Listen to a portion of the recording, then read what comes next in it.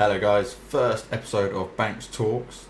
This time we'll be looking at the top 5 players, in my opinion, for the Dreamhack Masters Las Vegas tournament. Now, the thing with this is, what I get asked a lot about, or I see on Twitter, Reddit, is, what players should we watch on GoTV, or what players should we be looking at? And a lot of people, especially newer people to CS, they want to look at certain players and see, what position they play, how they're playing, kind of use that play style to help improve themselves. So that's my thoughts behind this video, something different to what's currently out there, and hopefully something you guys can enjoy. I'll appreciate any feedback or thoughts from you guys, and also want to know what you guys think. Who are your top players that you're going to be watching, who you're looking forward to seeing? So let's look at Dreamhack Masters Las Vegas. 450 grand tournament out in Las Vegas, some of the best teams in the world.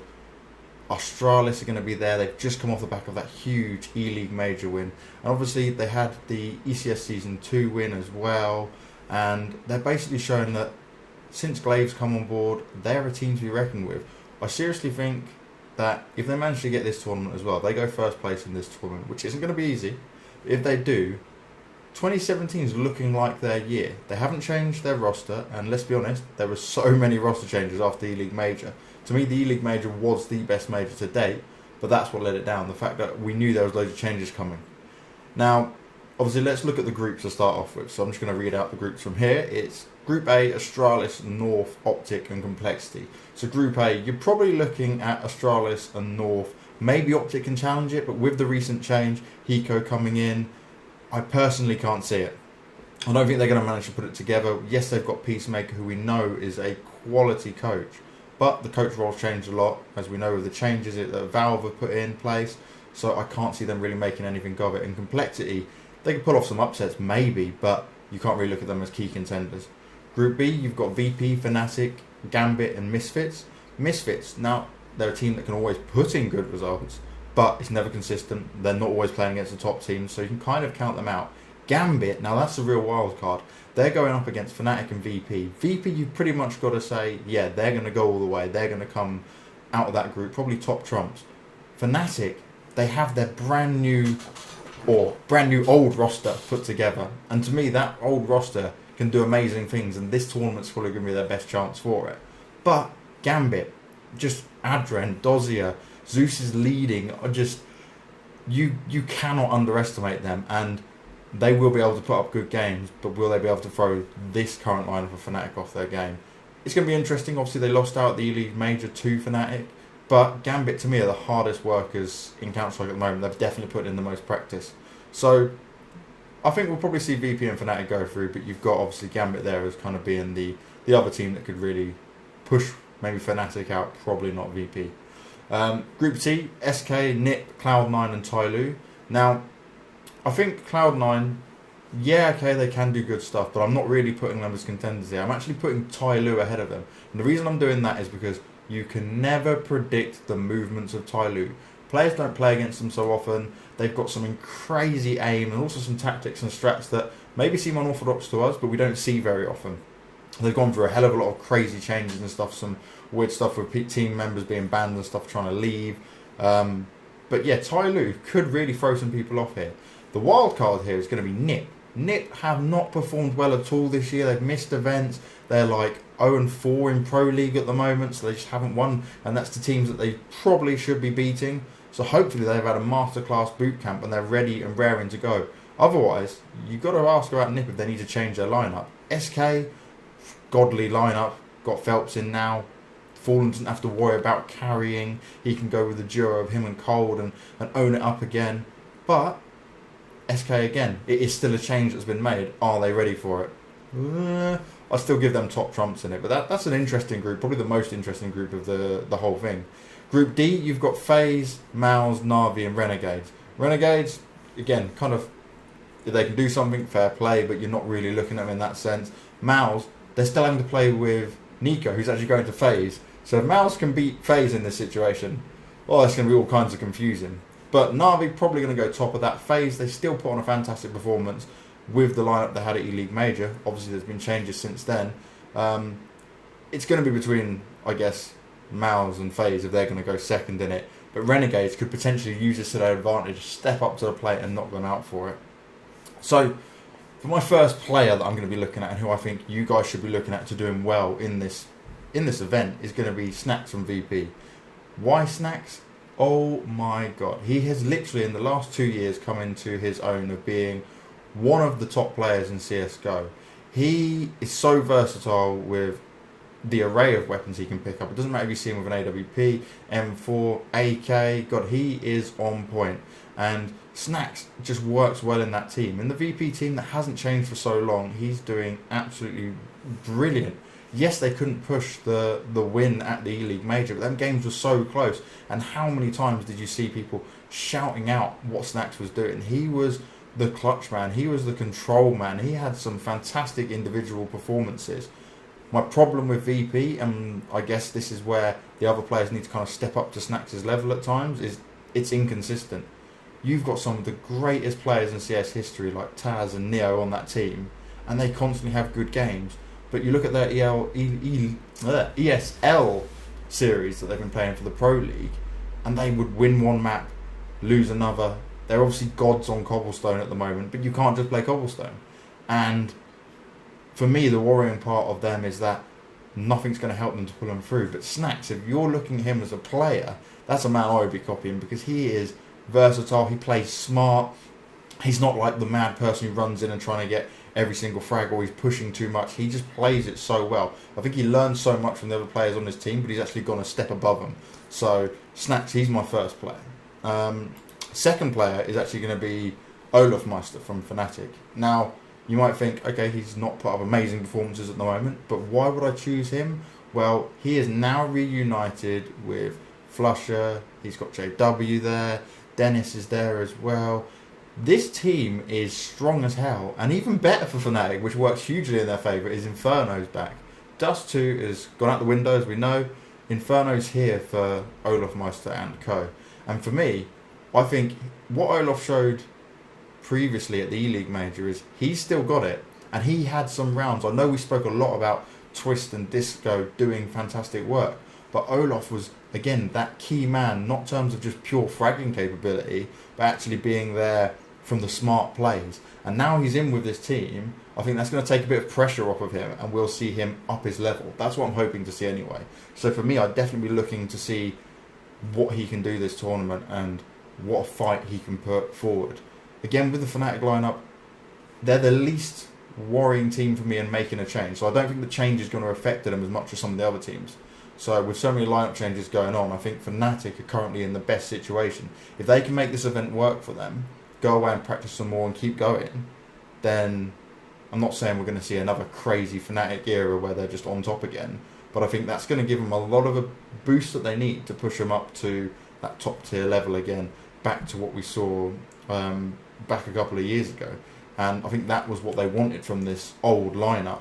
My only downside to choosing Olaf Meister in this is, as we know, he can do crazy plays, but for me, he's one of them people that even when the going gets tough, he can keep going, but can his teammates? So it's going to be real interesting to see what magic we can see this lineup pull together. My third player for this choice is Device from Astralis. You cannot count him out. Now, I don't want to pick two players from the same team. So for me, this is between Device and Glaive. Now, Glaive, obviously, master tactician. So if you're a tactician, definitely be looking at him, seeing what he's doing for the team. But you can see that without just focusing on Glaive. Device, I think he was the best performing player on Astralis for the E-League Major. But he's just unstoppable at the moment. He's basically getting, with Glaive, to focus on the game, but also focus on the best positions for him. They had the first at the E-League Major, first at ECS Season 2. If they can get this, then that's 3 tournaments in a row.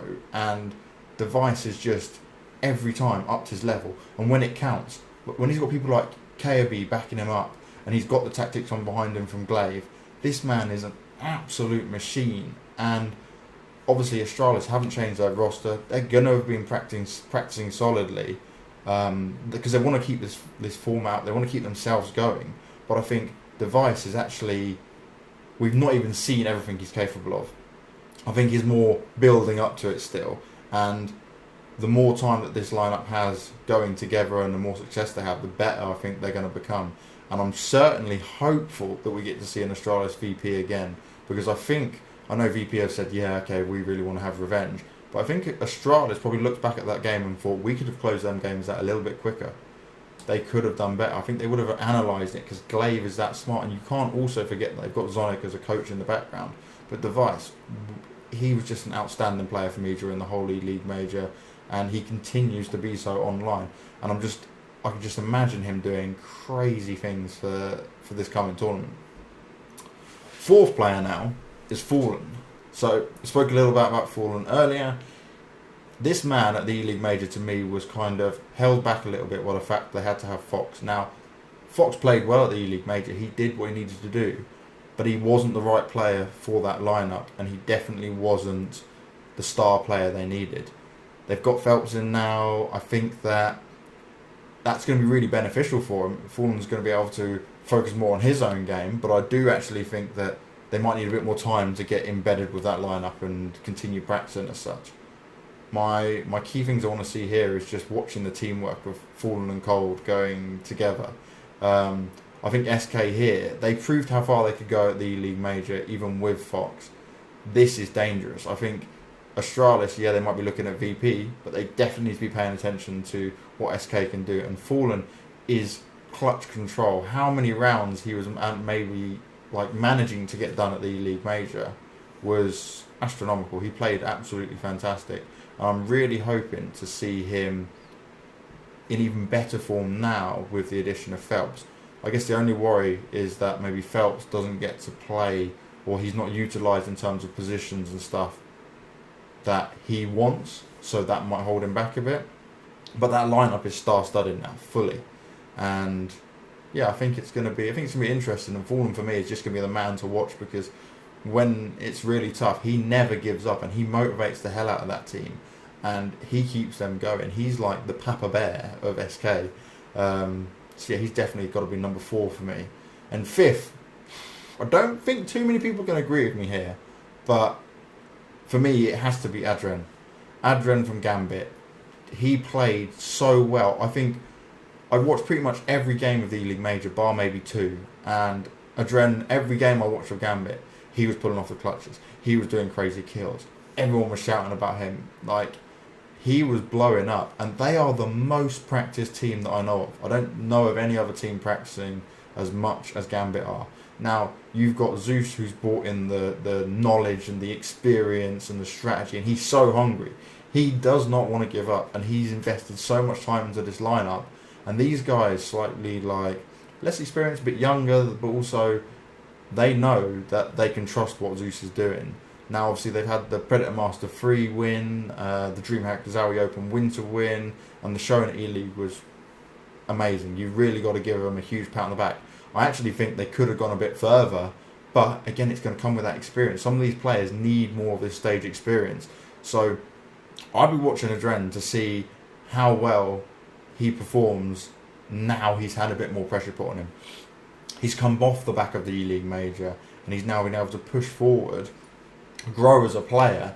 Let's see what he can do in this situation. And you look at who they've got to face against. You've got Fnatic and VP and Misfits. Misfits, I think they'll be able to overrun quite easily. And Fnatic, they just want to look for that revenge side of things.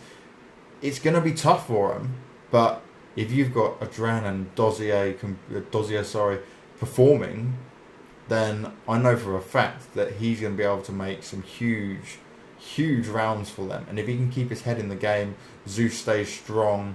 And I think that's one thing as well, is like, despite how many rounds Gambit were behind, Adren was still putting everything into every round. You could literally see the guy face to face on the webcam, but also in game, that there was no dropping off. His finger was always on the trigger. So that's my thoughts of the top 5 players to watch at the Dreamhack Masters Las Vegas event. I want to know what you guys think. I want to know what you guys are saying, who you guys are going to be looking out for. And also give me predictions on who's going to win. I'll be doing my predictions of the overall tournament day by day. And I'll put it out on Twitter, so keep an eye out for that. But let me know what you thought of the video. Comment, like, let me know what you thought below. This is obviously the first video I've done of this. I'm going to be looking at doing more, and I'll also do one once the event's ended as well. So Hope you guys enjoyed it. Thanks for checking it out, and yeah, enjoy the event.